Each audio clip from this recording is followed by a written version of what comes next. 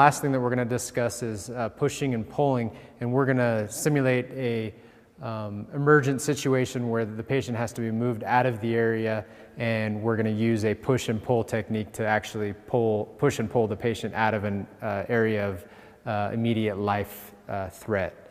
Matt and Joe at this time are going to lean down next to their patient that they're going to log roll, and they're going to be nice and close to the patient so that they keep good body mechanics and that they're not reaching out too far to actually log roll the patient up.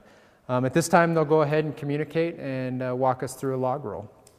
Okay, are you ready to log roll him, Matt? I'm ready. Okay. Once again, they want to communicate as they do this. On 3, 1, 2, 3.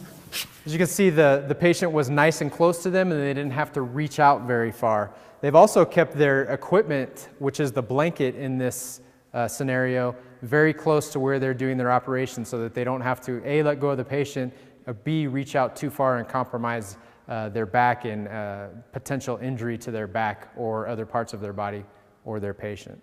They've placed the blanket underneath the patient, and keeping those same techniques in mind, they're going to log roll the patient back onto the blanket. All right, let's go back down, Matt. You ready? Ready. On 3, 1, 2, 3. So they kept the patient nice and close to them. They were able to log roll the patient back onto the ground and onto the blanket. And at this time, they're going to go ahead and package the patient into the blanket. From this point, if this was an emergency situation, they need to move the patient emergently out of an area of immediate danger. They may use a pushing and pulling technique. For the blanket here, Joe's going to actually do the pulling, while Matt provides a push technique from the back to give Joe extra support as they move the patient out of the area. Okay, Matt, we're going to move. Are you ready? Ready. Ready, go. Ready, go. As you can see, they're staying nice and low to the Ready, ground. go. They're keeping their backs nice and safe, and they're using their leg muscles to help them move the patient.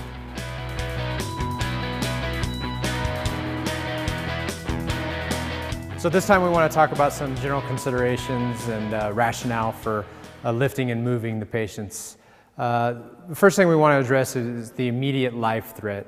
Sometimes when we may need to move our patients with whatever means possible, with whatever techniques that we can recall at the time, might be important for getting our patients out of a life-threatening situations. And some of those situations may be if the patient is involved in some type of a fire and they need to be moved immediately.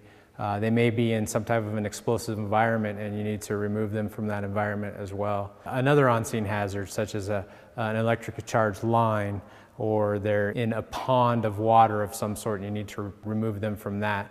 Another thing that you should consider is if you have to perform some type of a life-saving technique on a patient, that would be another immediate life threat, and you would use any technique that you had available to remove the patient to provide that care as well.